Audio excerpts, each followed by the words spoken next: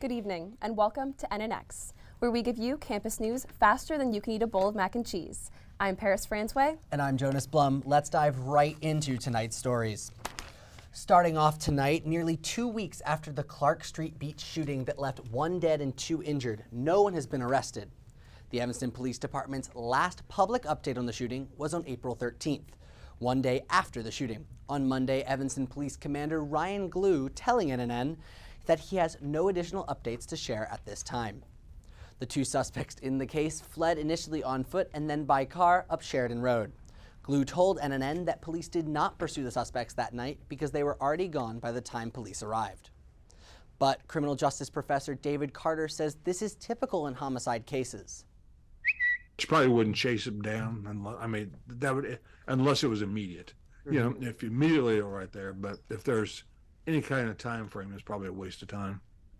Joining us in the studio is NNN's Logan Skijana, who's been following this story for us. So Logan, if police don't go after the suspects, what do they do to gather evidence? Well, there's a number of things they can do, Jonas. After the initial, suspects flee, they can look at cameras in and around the crime scene. Presumably there's a lot of cameras on Sheridan Road, whether that be in traffic lights or on street poles. They can also scour the victim's social media. This incident was between 2 groups, so there's a possibility that the suspect knew the victims. So they can look, what groups the victim was involved in, and they can also look at, they can talk to witnesses, because that's probably one of the most important things. There was many people at the beach that night, so they can see kind of what was going on exactly. And did the expert you spoke with say anything about why EPD might be staying quiet?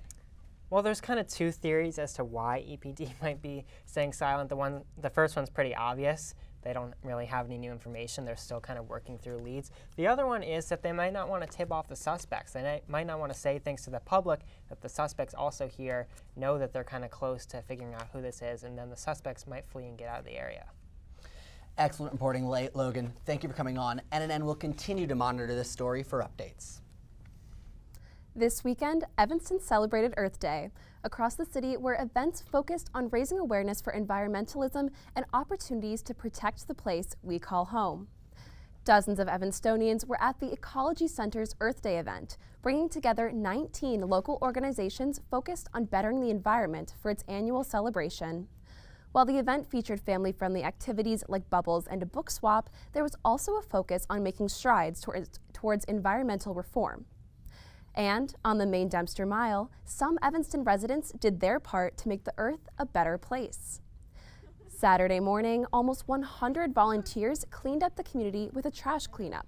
Among the volunteers, Northwestern sorority Tri Delta members, many cleaning garbage out from underneath the Metro train tracks. Frio Gelato on Chicago and Dempster even offered free gelato scoops for people who showed their green wristbands from the cleanup. And local officials, including 4th Ward Alderman Jonathan Newsma, came out to show their support. I love being able to see the before and after of the trash being there, and then knowing that I did something that made the world look a little better and feel a little better. The main Dempster Mile is located just south of downtown Evanston and will be partnering with Evanston Made to feature artwork in local businesses this spring. The city of Evanston is hosting other Earth Month events coming up, including a tree planting.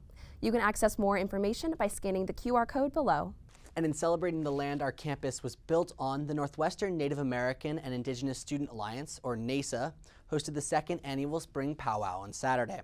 Taking place in Wells Shrine Arena, the powwow included special performances from reservation groups as well as the Northwestern Mariachi.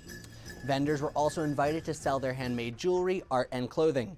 Open to all the Northwestern community members, the powwow focused on sharing an intergenerational cultural celebration of the Earth.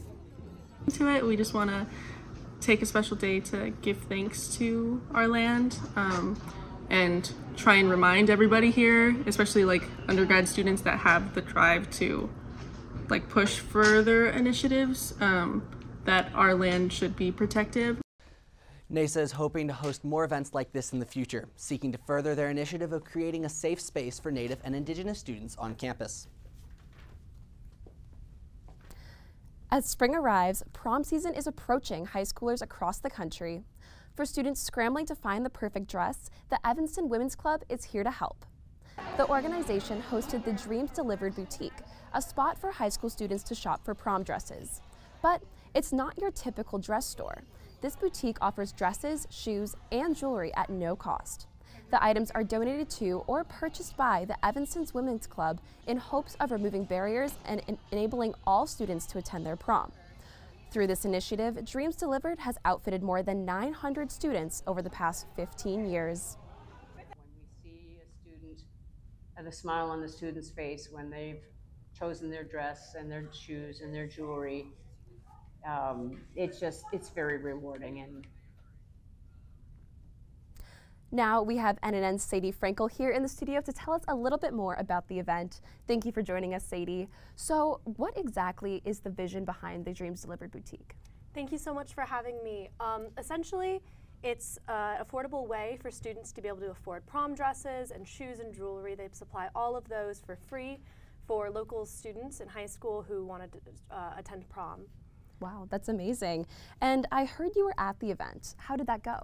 It was a great event. I spoke to a couple of the people who were organizing it, and they all said it was exactly what they wanted to have happen. They outfitted over 100 people, as you said, and it was really just incredible. It was a 3-day event. I went on day 2, and they still had plenty of dresses left to choose from.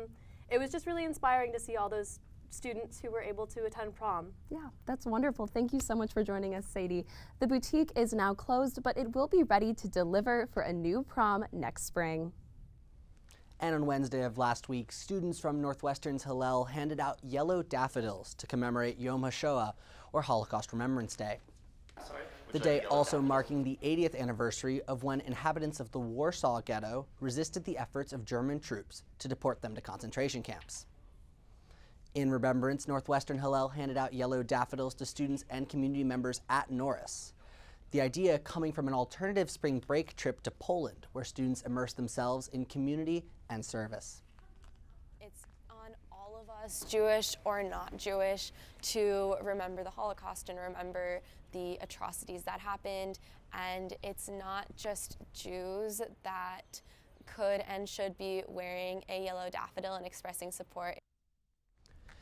And throughout the week, Hillel also hosted speakers and discussions promoting educational awareness to remember the victims of the Holocaust.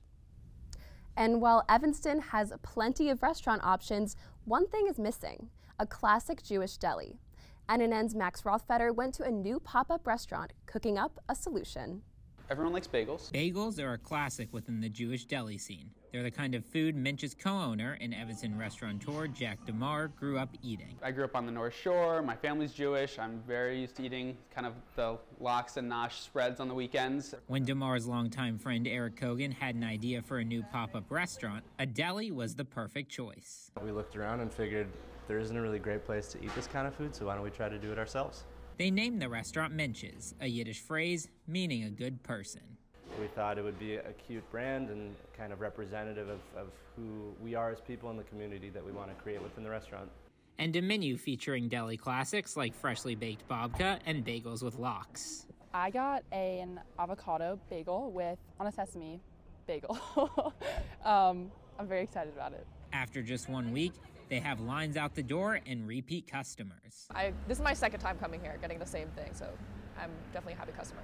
Minch's is currently open from 10 to 2 every Saturday and Sunday here inside Picnic, but their hope is to move into a permanent location full-time in the future. Do more of a broad Jewish deli type menu with, corned beef sandwiches and matzo ball soup and latkes and all that good stuff. A restaurant inspired by Jewish classics, but welcoming to all. I hope we become a staple in the Jewish community, but this is a non-denominational, deli. This is for everybody. And that's what a delicatessen is all about. Max Rothfeder, Northwestern News Network. While the pop-up is only scheduled through June 11th, the owners say they will continue to build the Minch's brand in anticipation of opening a brick-and-mortar store within the next year. Now, Paris, I haven't been to the bagel place yet. Have you been? So I actually haven't been, but my roommates went and they said we should all definitely go. They really loved it. Oh, that sounds great. Well, that's all the time we have for tonight. Thanks so much for watching. Stay tuned for the Northwestern News Report and Politicat coming up next. I'm Paris Franzway. And I'm Jonas Blum. Have a great night.